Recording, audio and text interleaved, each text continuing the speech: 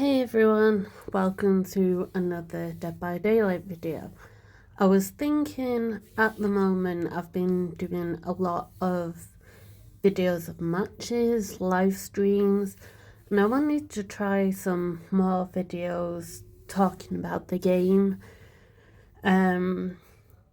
Obviously I enjoy playing the game a lot, and I found it interesting to, maybe go a bit more in depth about some things. So that's what I'm going to try and do in this video. I was thinking of doing this video as a way to show maybe some of my tips on playing the game. I want to say right from the beginning, this is my opinion. Other people may have different opinions, which is totally fine. Please feel free to say in the comments if you do. And I hope you enjoy the video. Okay, so the first thing I try and do when I'm going into a match is just at first not run. When a survivor runs, from a killer's perspective, and there's also a perk which allows the same for survivors, you leave scratch marks which the killer can see and can follow them to you. So I find walking to a gen in the beginning can help. You might still get caught, so you'd have to do some good loops, but I find it helps. My next tip would be definitely to keep an ear out for a terror radius. Some killers actually have quite a wide terror radius, and that could make it quite difficult to know exactly where they're coming from when you hear it, how far away they are. So what you're looking for is the size of the heart, if you're running that, and how close the sound is. So if I want to get someone off hook and the terror radius is still there because it's quite a big terror radius, then I sort of have no choice but to keep hidden until I can tell where they are, and then that gives me chance to actually go to the hook and unhook the person. And it's a good idea to heal under the hook as well, I find anyway, because it's a bit more convenient, because I think the killer would anticipate you running from the hook. Now, it isn't really important in events like 2v8 or Chaos Shuffle, but in normal matches, it's important to anticipate the killers using the perks they were given, as opposed to different ones, which is also very likely as well that they could be using something else. But that, if you think about the ones that they would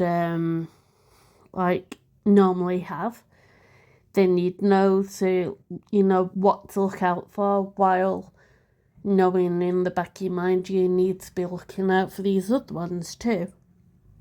So Trapper's got brutal strength, he's got agitation, so always look out for those, but work on other perks at the same time. Work on countering those, because it's kind of like the best of both worlds. You'll be able to escape either way, and that will help.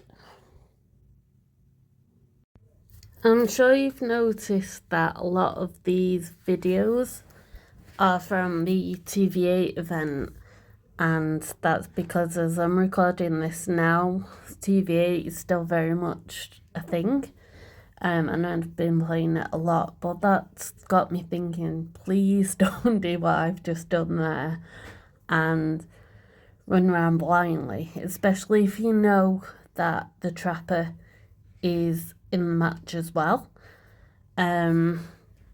If you get caught in a trap, it takes a while to actually get out of it, and that gives the trapper enough time to get you or the second killer. So it's best to, when you don't hear it at a radius, try to walk and keep your eyes on the ground. Avoid grassy areas and don't make yourself too noticeable, but just make sure to always walk slow enough that you can stop yourself stepping in the trap. Also, it helps to not stand too close when you're trying to disarm. This video hasn't been very long, but I hopefully have covered the basics. I'm going to do some videos a bit later on, which should explain a few more things in a bit more depth. But for now, I hope you've enjoyed it. But yeah, just to sum up, when you're playing, it's important to be careful, but to be, you can't be too cautious or you'll never get anything done. If you don't do enough in a good amount of time, you will get AFK crows, and that obviously is not good. So make sure you're doing gens, getting people off hooks, you know, all those kind of things. It's perfectly fine, to stop and go through a chest and to have a bit of a run around to make sure you're not near a killer. But if you do that too much and you aren't doing anything, number one, it's not very good for the team. But number two, you get your AFK crows, which will notify the killers. So just do a bit of both, and that goes for a normal everyday match and a 2v8 match, any kind of match you come across. You have to be able to be a team player, I guess I would say.